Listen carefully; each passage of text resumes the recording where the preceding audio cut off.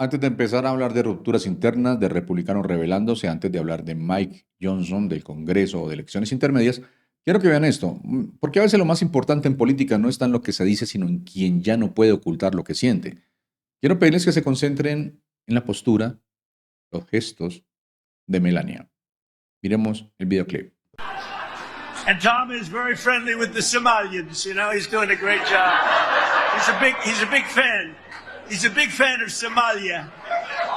Anyway, he said, please correct that. Anyway, thank you, Tom, very much. Bueno, ahí lo vieron. Bueno, como siempre, Donald Trump pues, se ríe de su propio chiste, hace comentarios sobre los somalíes, los caricaturiza, los reduce como tantas veces. Pero ustedes vieron a Melania. No sonríe, no asiente, no acompaña, está ahí seria, rígida, como cuando uno piensa, esto no me hace ninguna gracia. Y esto importa mucho porque cuando ni siquiera tu entorno te acompaña, estás frito. Porque Melania no es una comentarista política, ella no es una opositora, es la persona que más cerca está de Donald Trump. Bueno, eso es lo que creemos, ¿no? Y aún así, pues no hay complicidad, no hay sonrisa, no hay respaldo emocional. Y luego viene algo todavía más extraño. Bueno, Donald Trump empieza a hablar de Barron, pero no como su hijo, sino que dice, ella ama a su niño, su chico, su hijo, como si Barron fuera solamente hijo de Melania. Si él estuviera hablando desde afuera. Es incómodo, es raro. Y para muchos republicanos es una señal más de algo que ya no pueden ignorar. Miremos este videoclip. Well, I just heard about that for the first time. The only thing I can tell you, I know one thing for sure, Mr. Speaker. It's going to be great. It's going to be great for children. Okay? I don't know what it is she's doing, but I know it's going to be great for children because she loves children and she's got a wonderful boy and she's very proud of her boy. Miren, esto no es un momento aislado, ¿no? Esto no pasa en el vacío. Pasa mientras las encuestas se desploman, su aprobación general cae al 36%, la más baja registrada por la Associated Press. La economía, su supuesto punto fuerte, cae al 31%. Inmigración, su bandera histórica, baja al 38%. Y mientras Donald Trump se burla, su entorno se congela. Mientras él insiste en que todo es grandeza, sus propios aliados empiezan a pensar, ¿esto es lo que vamos a seguir defendiendo? Y por esto y por muchas otras cosas, amigos, cada vez más republicanos están tomando distancia. No porque se hayan vuelto progresistas, no porque hayan cambiado de ideología, sino porque están viendo a un Trump más viejo, más errático, más incoherente y cada vez más incapaz de sostener el control absoluto que tenía antes. Bueno, y cuando eso pasa, pues el miedo empieza a desaparecer, y cuando el miedo desaparece, empiezan las rebeliones internas, las votaciones a espaldas del liderazgo, las grietas que hoy estamos viendo en el Congreso. Y de eso es lo que vamos a hablar hoy. Miren, hay una idea que se repite mucho en la historia y que casi nadie quiere ver cuando está pasando. Los autoritarios no siempre caen con marchas ni con golpes de Estado. Muchas veces empiezan a caer desde adentro, cuando sus propios aliados despiertan y dicen, esto ya no va con los principios que yo decía defender. Y hoy en Estados Unidos estamos viendo eso en tiempo real, porque Donald Trump sigue siendo ruidoso, sigue amenazando, sigue creyendo que controla todo, pero cada vez más republicanos están empezando a hacer rancho aparte. Cuando eso pasa, pues el poder deja de ser sólido y empieza a convertirse en arena.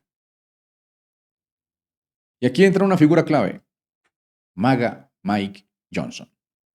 Bueno, ¿por qué Mike Johnson está, digámoslo así, en la cuerda floja? Está ahí en la línea de you are fired, como dice Donald Trump.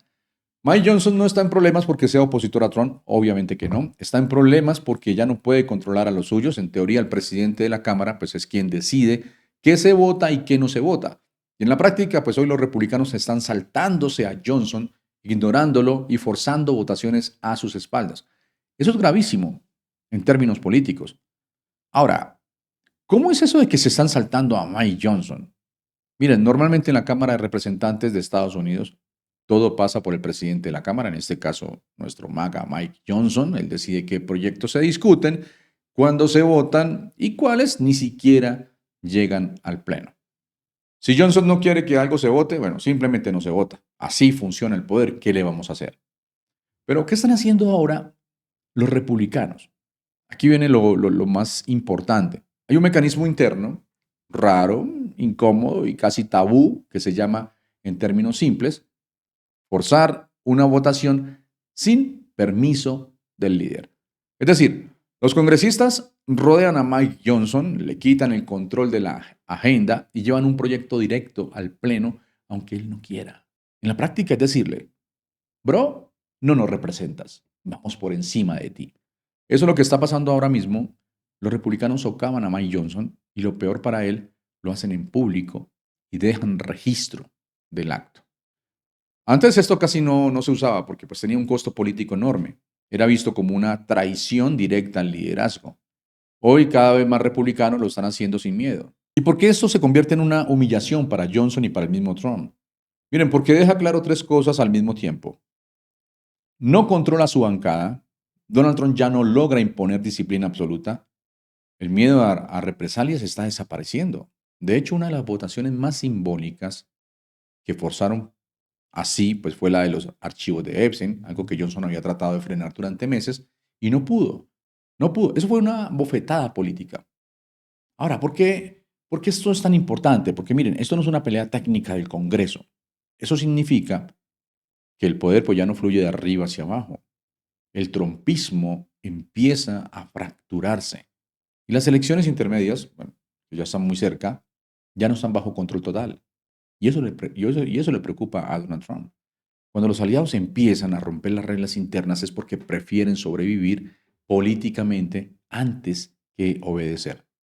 Cuando los propios republicanos empiezan a saltarse a su líder, no es rebeldía, es una señal de que el miedo ya no manda. Miren, aquí hay un punto clave. ¿Por qué cada vez más republicanos se están rebelando? No es una sola razón, es una acumulación. Republicanos que durante años obedecían en silencio, hoy empiezan a decir cosas como, esto va contra la Constitución, esto va contra la ética, esto nos puede explotar en las elecciones. Y lo más importante, ya no todos creen que Trump los puede salvar políticamente. El caso de Indiana es brutal. Atención, Trump presionó, amenazó, llamó, mandó emisarios. El mismísimo J.D. Vance fue allá a torcer brazos. Y 21 republicanos, 21, le dijeron no. No en la cara a su plan para manipular distritos electorales. Eso antes era impensable. Y ojo con esto, porque es fundamental para entender todo esto. No estamos hablando de demócratas, no estamos hablando de activistas, estamos hablando de republicanos conservadores diciendo, hasta aquí llegamos contigo. Y hay una pregunta que queda ahí en el aire, ¿por qué Donald Trump está perdiendo como el control de su partido? Miren, porque lo de Trump siempre ha sido personal, nunca fue institucional. Funciona así. Lealtad a Trump igual protección. Criticas a Trump igual castigo. Pero ese sistema empieza a fallar cuando Donald Trump ya no garantiza victorias. Bueno, Donald Trump empieza a ser visto como un riesgo electoral. Trump arrastra a todos a sus propios escándalos. Y aquí aparece una palabra que bueno, muchos republicanos ya no quieren ni siquiera escuchar en campaña. Epstein. Lo que se le viene a Donald Trump, amigos, en las elecciones intermedias es bastante complicado. Donald Trump necesita disciplina total para controlar las elecciones intermedias, pero hoy tiene rebeldía interna. Tiene un presidente de la Cámara debilitado. Tiene republicanos votando con demócratas y tiene miedo porque ya no puede despedir a todos. Así que la pregunta no es solamente si aplica el You Are Fired a Mike Johnson. La pregunta real es, ¿qué pasa cuando el que amenaza con despedir ya no puede controlar a su propio equipo? Y ahí es cuando el autoritarismo deja de parecer invencible. Ok, hasta ahora veníamos hablando del miedo dentro del Partido Republicano, del momento en que los aliados empiezan pues a dudar, a desobedecer, a romper filas. Pero aquí la cosa se pone mucho más seria, porque el problema ya no solamente es lo que pasa adentro de Estados Unidos, sino lo que está pasando afuera. Y cómo eso regresa como un boomerang.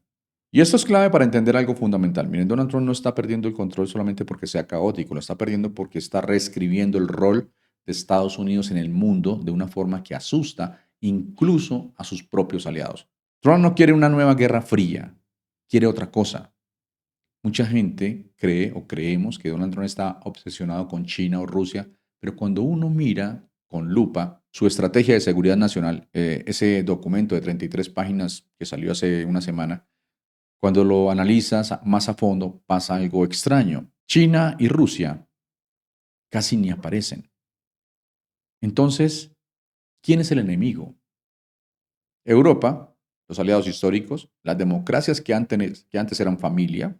Ahí tenemos el caso de Canadá, que se está armando hasta los dientes, tratando de mirar cómo hace para defenderse de su vecino tóxico. El propio documento habla de Europa como un continente que, según Trump, está siendo borrado, que ha perdido su identidad, su cultura, su esencia. No los juzga por su democracia, sino por qué tan duros son con la inmigración y qué tan alineados están con una idea muy específica de civilización.